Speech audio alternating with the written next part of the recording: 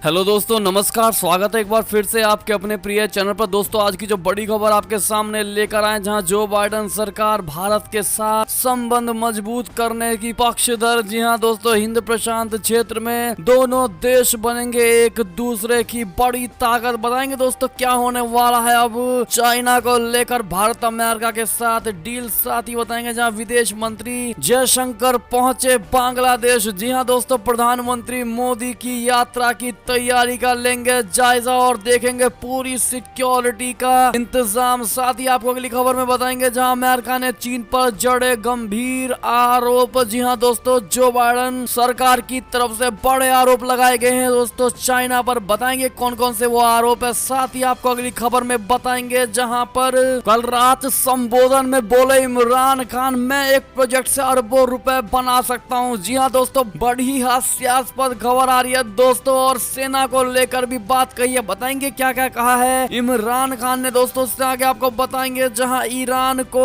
America की भारी चेतावनी ठहराया है इराक में एयरबेस पर हमले का जिम्मेदार। जी हां दोस्तों, बताएंगे खबर। साथ ही आपको बताएंगे जहां ब्रिटेन की मुश्किलें बढ़ी हैं दोस्तों, यूरोपीय यूनियन ने दी अंतरराष्ट्रीय न्यायालय जाने की बड़ी धमकी। जी हां दोस्तों, साथ ही म्यांमार से बड़ी खबर, पीछे हटने को तैयार नहीं है प्रदर्शनकारी। जी हां दोस्तों, साथ ही संसद में विश्वास मत हासिल करेंगे प्रधानमंत्री इमरान खान। जी हां दोस्तों, इस दिन बुलाया गया है विश्वास मत के लिए सत्र। बताएंगे पूरी खबर क्या है दोस्तों। साथ ही कश्मीर के हालात पर अमेरिका का भारत को लेकर बड़ा बयान। जी हां दोस्तों, बताएंगे अमेरिका ने क्या कहा है कश्मीर वाले मुद्दे पर। जी हां दोस्तों, और साथ ही बंगाल चुनाव से भी बड़ी खबरें आ रही है दोस्तों। बताएंगे कि खबर क्या है। साथ ही जितने भाई और बहनें हमारी जॉब करती हैं दोस्तों और पीएफ खातों में उनके राशि जमा हो रही है, उनके लिए बड़ी अच्छी खबर आ रही है दोस्तों। बताएंगे पीएफ से जुड़ी खबर क्या है। साथ ही बताएंगे जहां मोहम्मद सिराज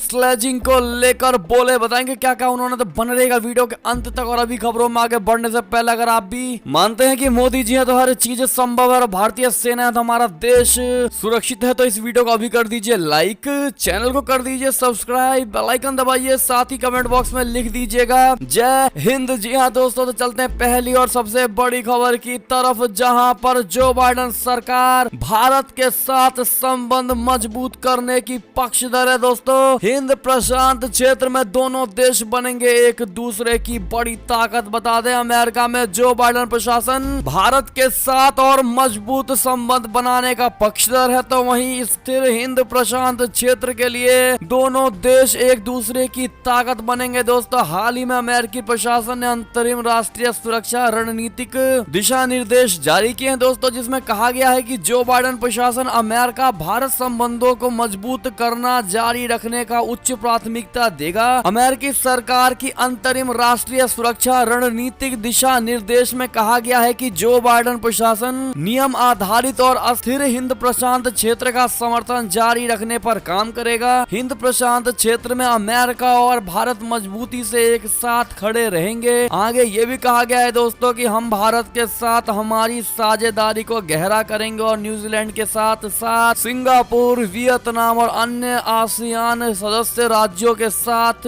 साझा उद्देश्यों को आगे बढ़ाने के लिए काम करेंगे। जी हाँ दोस्तों, ऐसे में जो बाइडेन प्रशासन ने बुधवार को कहा है कि भारत को प्रमुख रक्षा उपकरणों की बिक्री देश की सुरक्षा एवं संप्रभुता के लिए अमेरिका की प्रतिबद्धता को दर्शाती है। जी हाँ दोस्तों, अमेरिका द्वारा भारत को रक्षा उपकरणों की बिक्री का दायरा बढ़ाकर अब 20 अरब डॉलर तक कर दिया गया है दोस्तों। विदेश मंत्रालय के प्रवक्ता नेड प्राइस ने कहा है कि इस साल अमेरिका ने भारत के लिए 20 अरब डॉलर तक के रक्षा उपकरणों की बिक्री को मंजूरी दी है। रक्षा के क्षेत्र में बिक्री का दायरा बढ़ाने की पेशकश भारत की सुरक्षा एवं संप्रभुता के लिए हमारी प्रतिबद्धता है। जी हाँ दोस्तों, ऐसे में आप सभी ने देखा कि किस प्रकार से भारत को अमेरिका सबसे ऊपर रखना चाहता है दोस्तों, सबसे पहली प्रायोरिटी देना चाहता है। ऐसे में दोस्तों आप भी अगर अमेरिका के इस व्यवहार का समर्थन करते हैं दोस्तों, तो कमेंट सेक्शन में thank you Joe Biden, thank you America जरूर लिख दीजिएगा दोस्तों। चलते हैं अगली खबर की ओर, जहां विदेश मंत्री जयशंकर पहुंचे हैं बांग्लादेश। प्रधानमंत्री मोदी जी की यात्रा की तैयारी का लेंगे जायजा। जी हां दोस्तों, विदेश मंत्री एस जयशंकर प्रधानमंत्री नरेंद्र मोदी जी की बांग्लादेश की आगामी यात्रा की तैयारी के लिए गुरुवार को यहाँ पहुँचे। जयशंकर द्विपक्षीय संबंधों की प्रगति को लेकर बांग्लादेश के अपने समकक्ष AK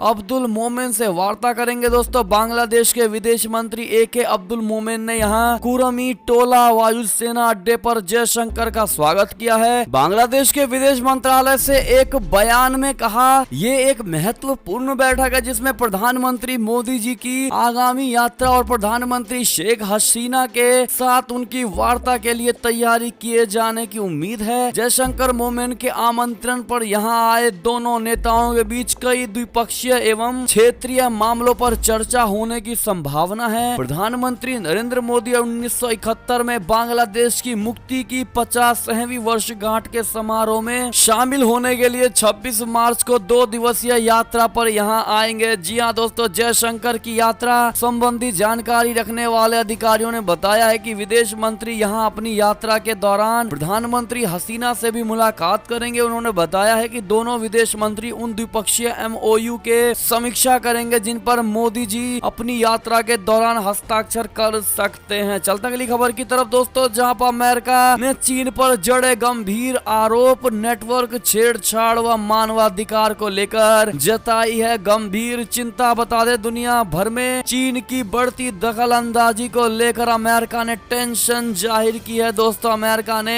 हैकिंग हो या फिर किसी अन्य देश की जमीन पर दावों पर चीन को लेकर चिंता जताते हुए कुछ नेटवर्क के साथ छेड़छाड़ करने का आरोप लगाया है। अमेरिका के विदेश मंत्रालय ने कहा है कि देश के राष्ट्रपति जो बाइडेन के नेतृत्व वाला प्रशासन 5G को उच्च प्राथमिकता देता है और वो ऐसे उपकरण के साथ नेटवर्क लगाने के खतरों को लेकर चिंतित है जिनसे चीन छेड़छाड़ कर सकता है या जिन्हें वो नियंत्रित या बाधित कर सकता है। अमेरिका का आरोप है कि चीन मानवाधिकारों एवं निजता का कोई सम्मान नहीं करता है। विदेश मंत्रालय के प्रवक्ता नेड प्राइस ने अपने दैनिक संवाददाता सम्मेलन में कहा है कि जो बाइडेन प्रशासन 5G को निःसंदेह उच्च प्राथमिकता देता है। हम ऐसी जीवंत डिजिटल अर्थव्यवस्था का समर्थन करते हैं जो सभी नागरिकों को 5G वायरलेस नेटवर्क का लाभ लेने में सक्षम बनाए। हम ये भी जानते हैं कि इस प्रकार के नेटवर्क की सुरक्षा कितनी अहम है। जी हाँ दोस्तों, अगली खबर की अगर ऐसे में बात करें तो अपने संबोधन में बोले इमरान खान, कहा मैं एक प्रोजेक्ट से अरबों रुपए बना सकता हूं और आप लोगों को पता भी नहीं चलेगा। जी हाँ दोस्तों, पाकिस्तान के प्रधानमंत्री इमरान खान ने गुरुवार को देश को संबोधित किया। दोस्तों उन्होंने कहा है कि वो एक प्रोजेक्ट से अरबों रुपए बना सकते हैं और किसी को पता भी नहीं चलेगा। उन्होंने कहा कि मेरे ऊपर अविश्वास प्रस्ताव की तलवार लटका दी गई है। आपको बता दें कि इमरान खान इन दिनों चौतरफा संकटों से घिरे हुए हैं। दोस्तों एक और विपक्षी दल उनसे इस्तीफे की मांग कर रहे हैं तो दूसरी ओर सीनेट के चुनाव में इमरान सरकार के वित्त मंत्री को हार का सामना करना पड़ा है। दोस्तों पाकिस्तानी सेना ने इमरान सरकार से किनारा कर लिया है। दोस्तों पाकिस्तान की आवाम को संबोधित करते हुए इमरान खान ने कहा है कि पॉलिटिक्स में आने से पहले मेरे पास सब कुछ था, मेरे पास बहुत पैसा था, बहुत शोहरत थी। उन्होंने कहा कि मेरे माँ बाप गुलाम हिंदुस्तान में पैदा हुए थे और मैं पाकिस्तान में, मैंने अपनी आधी जिंदगी विदेश में गुजारी है। इमरान खान ने कहा कि पाकिस्तान में कानून ताकतवरों की मदद के लिए है। उन्होंने कहा कि मैं एक प्रोजेक्ट से अरबों रुपए बना सकता हूं और आप लोगों को पता भी नहीं चलेगा। हमारे 16 मेंबर बिक गए। पाकिस्तान चुनाव आयोग ने पाकिस्तान की जमहूरियत को नुकसान पहुंचाया। मैं परसों असेंबली में कॉन्फिडेंशियल मोशन लेकर आ रहा हूं। जी हां दोस्तों, आपको बता दें उन्होंने कहा कि जो सीनेट में हुआ उस पर बात करूंगा। जैसा इलेक्शन हुआ उससे मुल्क का सब कुछ पता चल गया। उन्होंने कहा कि सीनेट के इलेक्शन में तो पैसा चलता है, रिश्वत देकर सीनेट बनता है, पैसे देकर नेता बनते हैं। जितने ये पुराने करप्ट लोग और पार्टियां हैं उन सबको इमरान खान से खौफ हो गया है। जी हाँ दोस्तों, विपक्ष पर निशाना साधते हुए इमरान ने कहा कि मेरे खिलाफ विपक्ष एक हो गया है। अब जमहूरियत के नाम पर मुझ पर प्रेशर डाल रहे हैं कि मैं हाथ खड़े कर दूं, मुझे ब्लैकमेल करने की कोशिश की जा रही है। उन्होंने कहा कि विपक्ष चाहता था कि पाकिस्तान FATF में ब्लैक लिस्ट हो जाए। अगर पाकिस्तान ब्लैक लिस्ट हो जाता है तो पाकिस्तान का रुपया गिर जाता। ब्लैक लिस्ट का मतलब मैं बताऊं तो ये है कि पाकिस्तान गुर्बत में चला जाता। आप लोग देख पा रहे होंगे दोस्तों किस प्रकार से बौखलाए हुए इस पाकिस्तान ने कल रात पाकिस्तान की आवाम को संबोधित करते हुए ये सारे बयान दिए हैं। दोस्तों अगर आप भी मानते हैं कि जब गीदड़ गीदड़ की मौत आती है तो वो शहर की तरफ भगता है। वही हाल इमरान खान का होता हुआ नजर आ रहा है। दोस्तों आप लोग क्या कहेंगे ऐसे में इमरान खान को लेकर, कमेंट करके जरूर बताइएगा। दोस्तों चलते अगली खबर की ओर, जहां इराक एयरबेस अटैक को लेकर खबर, जहां अमेरिका ने ईरान को दे दी है चेतावनी, ठहरा दिया है इराक में एयरबेस पर हमले का बड़ा जिम्मेदार। जी हाँ दोस्तों, ईरान और अमेरिका के बीच तनातनी अपने चरम स्तर पर पहुंच गई है। दोस्तों इराक में अमेरिका की सेना के नेतृत्व वाले गठबंधन के एक एयरबेस पर 10 रॉकेट दागे जाने के बाद दोनों देशों के बीच दुश्मनी बढ़ गई। दोस्तों अमेरिका ने एयरबेस पर हमले का आरोप ईरान समर्थित आतंकी संगठनों पर लगा दिया है। दोस्तों जॉइंट ऑपरेशंस कमांड ने एक बयान में कहा है कि आयन अल असद एयरबेस पर 10 रॉकेट दागे गए, जिसके बाद इराकी सुरक्षा बलों ने रॉकेट लॉन्चर को जब्त कर लिया है। दोस्तों पेंटागन के बयान के अनुसार रॉकेट से हुए हमले में किसी सुरक्षा बल की मौत नहीं हुई है, लेकिन इस दौरान अमेरिका के एक नागरिक की मौत हो गई जो दिल की बीमारी से पीड़ित था। एयरबेस पर हमले के लिए अलग अलग जगहों से 10 रॉकेट दागे गए। दोस्तों एयरबेस पर पिछले साल 2020 में बैलिस्टिक मिसाइल से भी हमला हो चुका है। जी हाँ दोस्तों, ये भी बड़ी खबर मानी जा रही थी। ऐसे में अब अमेरिका भारी कदम उठाने वाला है दोस्तों ईरान के खिलाफ। ऐसे में आपकी क्या प्रतिक्रिया होगी दोस्तों, कमेंट करके अवश्य बताइएगा। चलते हैं अगली खबर की ओर, लेकिन उससे पहले इस वीडियो को लाइक नहीं किया दोस्तों तो कृपया करके वीडियो को लाइक कर दीजिए। बहुत मेहनत लगती है वीडियो बनाने में दोस्तों। चलते हैं अगली खबर की तरफ, जहां ब्रिटेन की मुश्किलें बढ़ी, यूरोपीय यूनियन ने दे दी अंतरराष्ट्रीय न्यायालय जाने की धमकी। जी हाँ दोस्तों, ब्रेक्जिट जिसे यूरोपियन यूनियन से ब्रिटेन के अलगाव कहा जाता है दोस्तों, उसके बाद दोनों पक्षों के बीच संभावद सद्भावपूर्ण संबंध बने रहने की उम्मीदों को तगड़ा झटका लगा है। बता दें यूरोपियन यूनियन ने अब एक ताजा विवाद में ब्रिटेन के खिलाफ कानूनी कदम उठाने का ऐलान कर दिया है। दोस्तों ताजा विवाद ब्रिटेन की तरफ से उत्तरी आयरलैंड के लिए खाद्य नियंत्रणों के मामले में अनुकंपा अवधि जिसे ग्रेस पीरियड बढ़ाने के मुद्दे पर उठा है। दोस्तों यूं ने ग्रेस पीरियड बढ़ाने के ब्रिटेन के फैसले को एक तरफा अंतर्राष्ट्रीय कानून के खिलाफ और ब्रेक्जिट व्यापार समझौते का उल्लंघन करार दिया है। दोस्तों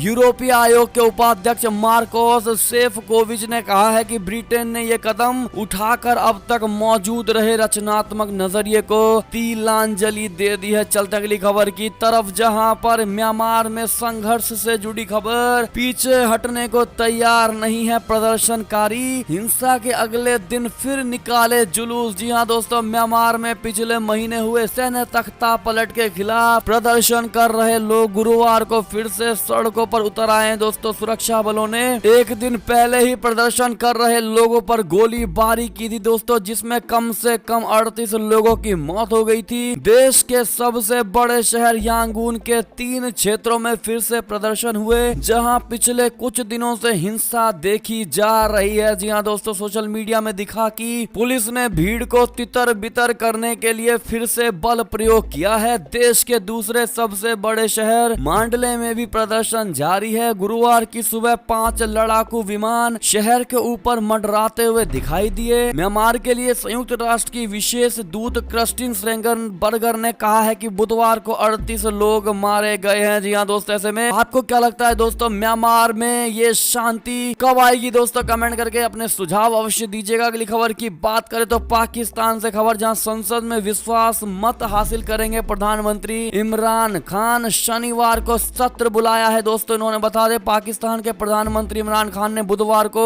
सीनेट चुनाव में अपने वित्त मंत्री की हार के बाद संसद में विश्वास मत हासिल करने का फैसला किया है। पाकिस्तान के समाचार पत्र डॉन की रिपोर्ट के अनुसार प्रधानमंत्री इमरान खान संसद में विश्वास मत हासिल कर सकें, इसके लिए शनिवार को देश की राष्ट्रीय असेंबली का सत्र बुलाया गया है। दोस्तों आपको बता दें कि प्रधानमंत्री इमरान खान के करीबी सहयोगी और वित्त मंत्री का पद संभाल रहे अब्दुल हफीज शेख बुधवार को सीनेट चुनाव में पूर्व प्रधानमंत्री यूसुफ रजा गिलानी से हार गए थे। इमरान खान पाकिस्तान तहरीक इंसाफ पीटीआई के अध्यक्ष भी हैं। उन्होंने अपने कैबिनेट सहयोगी की जीत के लिए व्यक्तिगत रूप से कई प्रयास किए थे। दोस्तों ऐसे में आपको क्या लगता है, क्या शनिवार को प्रधानमंत्री इमरान खान विश्वास मत हासिल कर पाएंगे दोस्तों, या फिर सरकार गिर जाएगी? क्या कहते हैं आप लोग, कमेंट करके जरूर बताइएगा। दोस्तों अगली खबर की बात करें तो कश्मीर कश्मीर के हालात पर नजर रखे हुए है अमेरिका। भारत सरकार की नीतियों को जमकर सराहा। जी हाँ दोस्तों, भारत द्वारा जम्मू कश्मीर के विकास के लिए उठाए जा रहे कदमों का अमेरिका ने स्वागत किया है। दोस्तों, अमेरिका ने कहा है कि भारत सरकार अपने केंद्र शासित प्रदेश जम्मू कश्मीर के आर्थिक एवं सियासी हालात को पूर्ण रूप से सामान्य करने की दिशा में जो प्रयास कर रही है, हम उससे संतुष्ट हैं और उसका स्वागत करते हैं। अमेरिकी विदेश मंत्रालय के प्रवक्ता नेड प्राइस ने कहा है कि हम लगातार जम्मू कश्मीर में हो रहे बदलाव पर नजर रखे हुए हैं। कश्मीर के संबंध में हमारी नीतियां नहीं बदली हैं। जी हाँ दोस्तों, नेड प्राइस ने कहा है कि भारत ने लोकतांत्रिक मूल्यों के अनुरूप जम्मू कश्मीर में आर्थिक और सियासी हालात को पूरी तरह से सामान्य करने के लिए जो कदम उठाए हैं वे सराहनीय हैं। प्रवक्ता ने आगे कहा है कि भारत और अमेरिका के रिश्ते काफी अच्छे हैं। जी हाँ दोस्तों, अगली खबर की अगर ऐसे में बात करें तो सऊदी अरामको की साइट पर हुती विद्रोहियों का मिसाइली हमला। कहा यमन में किंगडम की कार्रवाई का दिया है जवाब। बता दें, हुती विद्रोहियों जिसे हुती रेबल्स कहते हैं दोस्तों, उन्होंने सऊदी अरब के जेद्दाह शहर में स्थित सऊदी अरामको की एक साइट पर मिसाइल दागी है। दोस्तों, जेद्दाह में मौजूद इस ऑयल फैसिलिटी पर हुआ हमला सीमा पार होने वाले मिसाइल और ड्रोन हमलों की नई कड़ी है। दोस्तों, हालांकि अभी तक सऊदी अरब की सरकार और सऊदी अरामको ने इस हमले की पुष्टि नहीं की है। चलते अगली खबर की तरफ, जहां अब फ्रांस में शुरू हुआ किसानों का बड़ा प्रदर्शन। उपज की नहीं मिली सही कीमत तो सड़कों पर उतरे अन्नदाता। जी हां दोस्तों, भारत में जारी किसान प्रदर्शन के बीच दुनिया के एक अन्य हिस्से में भी अन्नदाता अपनी उपज की सही कीमतों को लेकर सड़कों पर उतरे हैं। दरअसल ये मुल्क है फ्रांस, जहां किसानों ने मांग की है कि उनकी फसल की सही कीमत दी जाए। इसके अलावा किसानों की गिरती आय और आर्थिक असमानता भी कुछ ऐसे मुद्दे हैं जिन्हें लेकर किसान सरकार से नाराज है। इसके लिए फ्रांसीसी किसान संगठन विरोध प्रदर्शन कर रहे हैं। दोस्तों, फ्रांस के अलग अलग शहरों में विभिन्न किसान संगठनों ने सरकार के खिलाफ मोर्चा खोला हुआ है। जी हाँ दोस्तों, किसानों ने देश भर के सुपर मार्केट्स और डिस्ट्रीब्यूशन सेंटरों के बाहर जमावड़ा किया हुआ है और नारेबाजी कर रहे हैं। तो दूसरी ओर प्रदर्शनों के दौरान आत्महत्या करने वाले किसानों को भी याद किया गया है। दोस्तों, इस पर आप क्या प्रतिक्रिया देंगे दोस्तों, कमेंट करके अवश्य ही बताइएगा। दोस्तों, अगली खबर की अगर ऐसे में बात करें तो जर्मनी ने 28 मार्च तक बढ़ा दिया है लॉकडाउन। कुछ प्रतिबंधों में दी गई है इसको लेकर छूट। आपको बता दें कि जर्मनी ने देश में कोरोना वायरस से निपटने के मद्देनजर लगे लॉकडाउन को और 3 सप्ताह यानी 28 मार्च तक बढ़ाने का फैसला किया है। हालांकि इस दौरान कुछ पाबंदियों में छूट दी जाएगी। जर्मनी की चांसलर एंजेल मार्केल और देश में 16 राज्यों के गवर्नर के बीच बुधवार को करीब 9 घंटे तक बातचीत हुई। इस दौरान कोरोना वायरस के नए स्वरूप के बढ़ते खतरे और सामान्य जीवन को पटरी पर लौटने को लेकर चर्चा की गई है। दोस्तों, देश में पिछले सप्ताह छात्रों के लिए प्राथमिक स्तर तक के स्कूल खोल दिए गए थे, तो वहीं करीब 2.5 महीने बाद सोमवार को हेयर ड्रेसर काम पर लौटे। बैठक में तय किए गए लॉकडाउन के नए नियम देश में रविवार से लागू किए जाएंगे। अगली खबर की अगर बात करें, विदेश मंत्री एंटनी ब्लिंकन ने कहा है कि अमेरिका जिन जगहों से हटा था वहां पर चीन ने पसारे हैं अपने पांव। बता दें, अमेरिका के राष्ट्रपति जो बाइडेन की सरकार ने चीन के मसले पर अपना रुख साफ कर दिया है। दोस्तों, अमेरिकी विदेश मंत्री एंटनी ब्लिंकन ने बुधवार को कहा है कि चीन के साथ अमेरिका का रिश्ता प्रतिस्पर्धा होगा और जब इसे होना चाहिए और जब हो सकेगा तो साझेदारी वाला होगा और विरोधात्मक ही होगा जब इसे जरूरी होना चाहिए। उन्होंने कहा कि जरूरत इस बात की है कि चीन के साथ अपने मजबूत पक्षों के साथ डील किया जाए। ब्लिंकन ने कहा कि इसके लिए अपने सहयोगियों और साझेदारों के साथ मिलकर काम करना है। अगर हम मिलकर काम करेंगे तो चीन के लिए हमें इग्नोर करना मुश्किल होगा। इसके अलावा हमें डिप्लोमेसी और अंतरराष्ट्रीय संगठनों के साथ मिलकर काम करने की जरूरत है। अमेरिकी विदेश मंत्री ने कहा है कि हम जहां से पीछे हटे थे चीन ने उन जगहों को भर दिया है। जी हाँ दोस्तों, ऐसे में अगली खबर की अगर बात करें तो तानाशाह किम जोंग उनकी परमाणु हथियारों को हासिल करने की सनक नहीं हो रही है खत्म। प्लूटोनियम बनाने में जुटा है उत्तर कोरिया। आपको बता दें, उत्तर कोरिया के तानाशाह किम जोंग उन की परमाणु हथियारों को लेकर भूख खत्म होने का नाम नहीं ले रही है।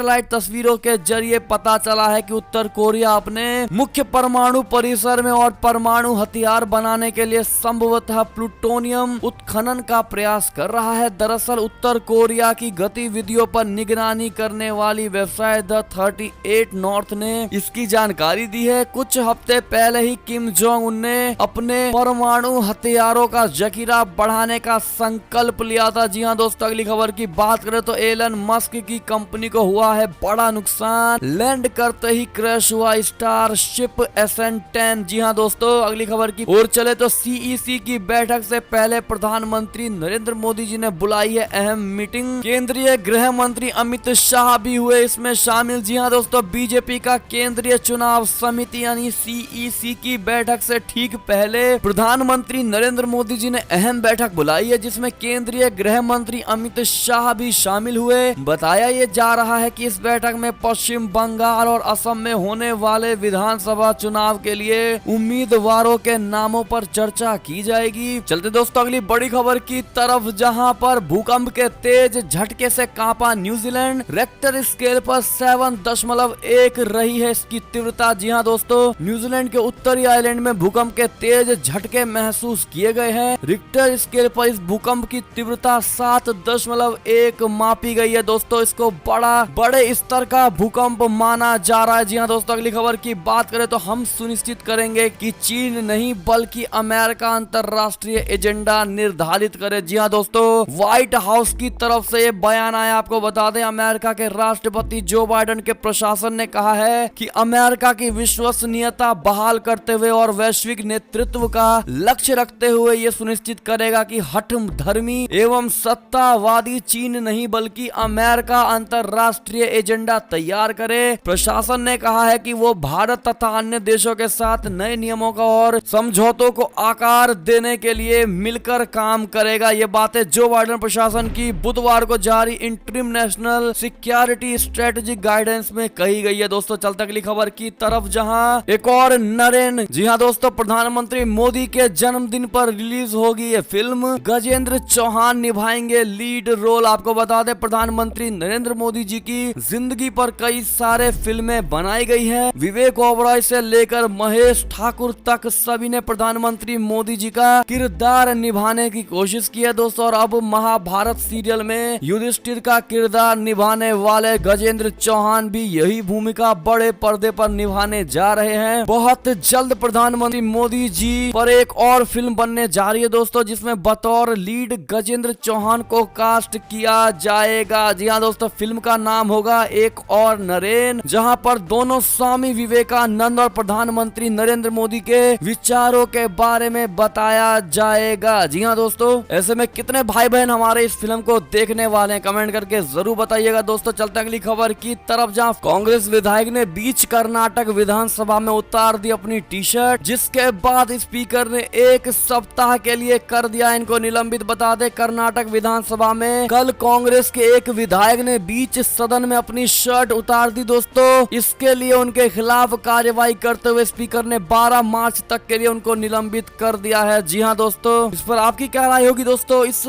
अभद्र और अजीबो गरीब हरकत करने को लेकर क्या कहेंगे दोस्तों आप लोग? इस कांग्रेसी नेताओं को लेकर बताइएगा जरूर। अगली खबर की बात करें तो कैलाश विजयवर्गीय ने बताया कि ममता दीदी के खेला का मतलब चुनाव आयोग से भी की है, इसको लेकर बड़ी शिकायत। बता दे, पश्चिम बंगाल में ज्यों-ज्यों चुनाव नजदीक आ रहे हैं त्यों-त्यों नेताओं के बीच जुबानी जंग तेज होती दिखाई दे रही है दोस्तों। इसी क्रम में भारतीय जनता पार्टी के महासचिव कैलाश विजयवर्गीय ने गुरुवार को एक बार फिर मुख्यमंत्री ममता बनर्जी पर हमला बोला है। उन्होंने ममता बनर्जी पर आरोप लगाते हुए कहा है कि दीदी खेला करेंगी। खेला क्या होता है? मतलब पोलिंग बूथ पर कब्जा, मतदाताओं को डराना, निष्पक्ष चुनाव न होना, ये सब खेला करने की कोशिश टीएमसी करना चाहती है। और इसी बात को ध्यान में रखते हुए हमने सारी जानकारियों से चुनाव आयोग को अवगत भी कराया है। जी हाँ दोस्तों, इस पर आप क्या कहेंगे बताइएगा जरूर। अगली खबर की बात करें तो 6 करोड़ पीएफ खाता धारकों को बड़ी राहत, ईपीएफओ ने नहीं घटाई है कोई भी ब्याज दर। जी हाँ दोस्तों, साथ ही अंतिम खबर की अगर बात करें तो स्लेजिंग को लेकर मोहम्मद सिराज बोले, कहा बेन स्टोक्स ने मुझे गाली दी। जी हाँ दोस्तों, भारत और इंग्लैंड के बीच चौथे टेस्ट के पहले दिन टीम इंडिया के कप्तान विराट कोहली और इंग्लिश ऑलराउंडर बेन स्टोक्स के बीच झड़प हो गई। इंग्लैंड की पहली पारी के 13वें ओवर के बाद स्टोक्स ने मोहम्मद सिराज से कुछ कहा था। बेन स्टोक्स का रवैया विराट कोहली को पसंद नहीं आया। इसके बाद ये दोनों खिलाड़ी आपस में भिड़ गए। मामले को आगे बढ़ता देख अंपायर्स ने दोनों ही स्टार खिलाड़ियों को